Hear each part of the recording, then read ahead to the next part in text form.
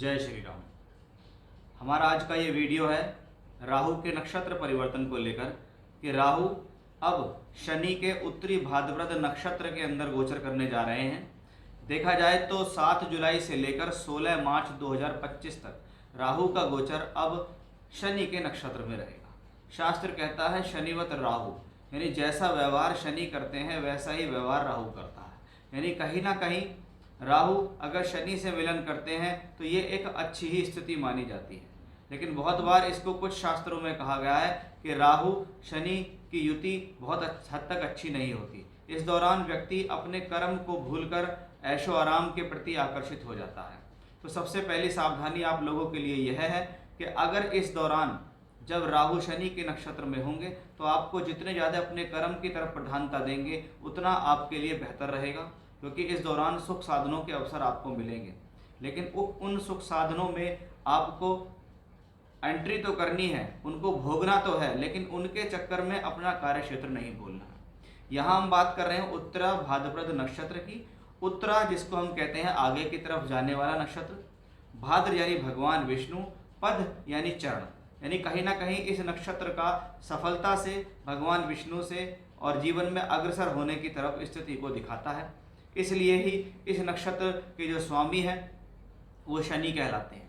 यानी कोई व्यक्ति उत्तरा भाद्रपद नक्षत्र में पैदा हुआ है तो उसको शनि की महादशा मिलती है और शनि कर्म और कार्य क्षेत्र के मालिक है। यहाँ राहु मीन राशि में बैठे हैं। मीन राशि जिसको हम मत्स्य कहते हैं या मछली का एक युग्म जो एक दूसरे के पीछे लगातार चक्कर लगाता रहता है, इस तरीके का एक युग्म होता है जो कि एक जल तत्व राशि कहलाती है। उत्तरा भाद्रपद नक्षत्र मीन राशि में ही होता है और राहु को भी कहीं ना कहीं हम मत्स्य मछली का प्रतिरूप कहते हैं। बहुत से लोग तो राहु की रेमेडी में ये भी कहते हैं कि अगर आपके घर में एक्वेरियम है तो आप राहु से संबंधित यानी काली मछली को पालिए, उसकी सेवा कीजिए तो वह आपके लिए बहुत ज़्यादा बेहतर रहेगा। यानी राहु यहाँ मीन राशि के अंदर खुद मछली तत्व लिए हुए शनि के नक्षत्र में किसी न किसी प्रकार से सकारात्मकता आपके जीवन में दिखा ही रहे हैं। शनि को देखें वर्तमान में तो वो कुंभ राशि में है, बृहस्पति की राशि में राहु है तो बृहस्पति को देखें तो वो वृषभ राशि में है। यानी इसका मतलब वर्तमान समय में अगर हम देखें तो राहु गुरु की राशि में, गुरु वृषभ राशि के अंदर, एक शुभ राशि के अंदर, एक धन की राशि के अंदर है। राहु शनि के नक्षत्र में है और शनि इस दौरान चल रहे हैं अपनी कुंभ राशि के अंदर। तो ये कहीं ना कहीं एक बेहतरी हम राहु के लिए कह सकते हैं। जब हम उत्तरा भाद्रपद नक्षत्र की बात करते हैं तो इसको हम कहीं ना कहीं कर्म कार्य क्षेत्र से जोड़ते हैं, क्योंकि ये कर्म का नक्षत्र है, क्योंकि इसके स्वामी शनि है। आध्यात्म से जोड़ते हैं, सफलता से जोड़ते हैं, शोध से जोड़ते हैं, क्रिएटिविटी से जोड़ते हैं। यानी जो लोग इनसे संबंधित कार्यों में काम करते हैं उनके लिए शुभ हो जाता है। ऐसा ग्रह अचानक से फल देता है, क्योंकि राहु का स्वभाव है अचानक से फल देना, और अचानक से फल व्यक्ति को तभी मिलता है जब वो जीवन में कुछ कर्म करता है, और शनि कर्म के कारक है। इसलिए राहु का शनि के नक्षत्र में जाना किसी न किसी रूप से शुभ ही माना जाता है। उत्तरा भाद्रपद नक्षत्र के देवता के बारे में बात करें, क्योंकि वो तो हमने बताया कि उत्तरा भाद्रपद नक्षत्र में अगर कोई जन्म लेगा तो शनि की उसको महादशा मिल जाती है। लेकिन इसके देवता के बारे में बात करें तो इसके देवता हैं अहिर्बुधन्य, जिनको एक सर्प से संबंधित जोड़ा गया। राहु को भी हम सर्प से जोड़ते हैं। ऐसे सभी जीव या जंतु जो रेंग रेंग कर चलते हो जीवन में, उनका कहीं ना कहीं राहु से संबंध है, क्योंकि राहु और केतु, क्योंकि राहु का सिर्फ ऊपरी हिस्सा है, निचला हिस्सा नहीं है, यानी उसके पास चरण नहीं है, पद नहीं है, चलने के लिए पाँव नहीं है। इसलिए रेंगने वाले जो जीव जंतु जैसे सर्प होता है या मछली है, ये रेंग रेंग कर चलते हैं, तो उनसे भी इनका कहीं ना कहीं झुकाव देखा गया है। और इनका सीधा सीधा तात्पर्य कहीं ना कहीं अहिर का मतलब होता है, अहिर बुधन्य का मतलब है, अहिर मतलब सर्प, बुधन्य मतलब भगवान विष्णु।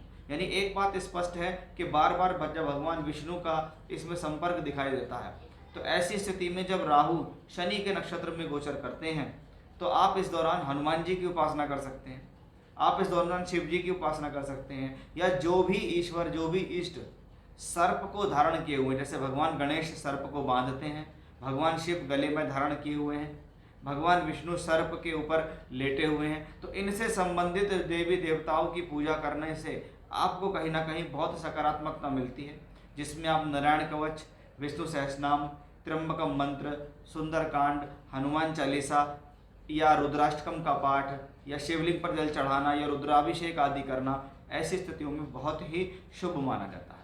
अब हम देखेंगे कि आपकी राशि के लिए इसका क्या विशेष प्रभाव होने वाला है जब राहु ग्रह शनि के उत्तरा भाद्रपद नक्षत्र में गोचर करेंगे। बात करते हैं कि तुला राशि के जातकों पर इसका क्या प्रभाव पड़ने वाला है। तुला राशि, आपकी राशि से छठे घर में राहु का गोचर चल रहा है और छठे घर के लिए कहा गया कि अगर उसमें कोई भी अशुभ ग्रह शनि, राहु, केतु, सूर्य या मंगल का गोचर होता है तो वह शुभ फल देने वाला होता है, क्योंकि छठा घर रोग ऋण शत्रु का है। वहाँ पर बैठा हुआ अशुभ ग्रह आपको इन तीनों चीज़ों से लड़ने की क्षमता देता है। अब छठे घर में राहु है, अब ये राहु छठे घर में बैठा है, तो मैंने जब राहु से संबंधित वीडियो बनाया था तब भी कहा था जो लोग छठे घर से संबंधित काम करते हैं, जैसे रोग यानी मेडिसिन के क्षेत्र में है, मेडिकल के क्षेत्र में है, वकालत के क्षेत्र में है, टैक्स के क्षेत्र में है, या आपका कोई ऋण देने का काम है, फाइनेंस से संबंधित काम है, तो उन लोगों के लिए छठे घर का राहु शुभ माना गया है। अब ये राहु इंटरनली रूप से देखें तो पहले तो ये बृहस्पति की राशि में बैठा है तो बृहस्पति के संबंधित फल देगा। बृहस्पति को देखा तो हमने 8वें घर में बृहस्पति बैठा, राहु का कनेक्शन बन रहा है 12वें घर से, बृहस्पति का कनेक्शन बन रहा है 12वें घर से। इसका मतलब कहीं ना कहीं ये राहु दूर स्थान से जुड़कर फल देने में सक्षम है, जैसे टूर का, ट्रैवलिंग का, यात्राओं का, एक्सपोर्ट का, इंपोर्ट का, यात्राओं से फल देना, दूसरे स्थान पर जाना, या किसी किसी को जॉब का ऑफर मिल जाना, जॉब चेंज होना, ये सब राहु से संबंधित है। अब राहु इंटरनली रूप से यानी अब नक्षत्रों में गोचर करता है राहु 1.5 साल तक मीन राशि में रहेगा। अब ये शनि की कक्षा में पहुंच जाता है और शनि आपके लिए कौन से प्लेनेट हैं, योग कारक है, यानी कहीं ना कहीं राहु के अंदर एक सकारात्मक स्थिति ऐड हो गई। पहला, छठे घर में संबंधित है राहु, अच्छे फल देता है छठे घर का राहु।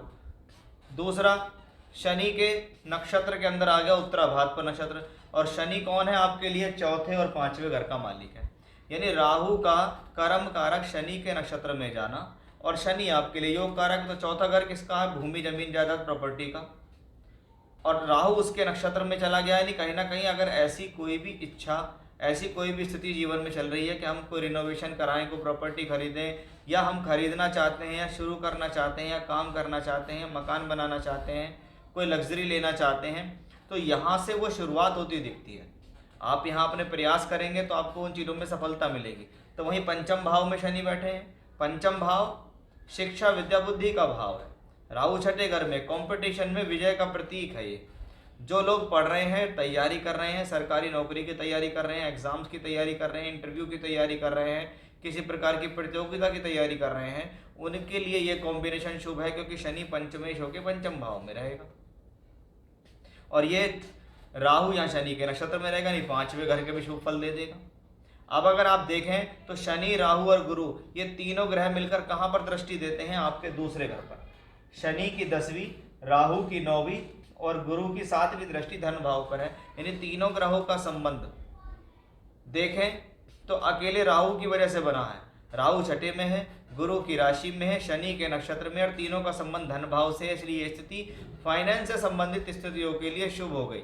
इसलिए यह स्थिति प्रोफेशनली शुभ हो गई, धन के लिए शुभ हो गई। यानी कहीं ना कहीं तुला राशि के जातकों के लिए जब राहु ग्रह शनि के नक्षत्र में ट्रांजिट करेंगे, गुरु की राशि में बैठ के ट्रांजिट करेंगे, तो यह स्थिति पॉजिटिव है और इंटरनली ये प्लैनेट आपके लिए मजबूत होता दिखाई दे रहा है।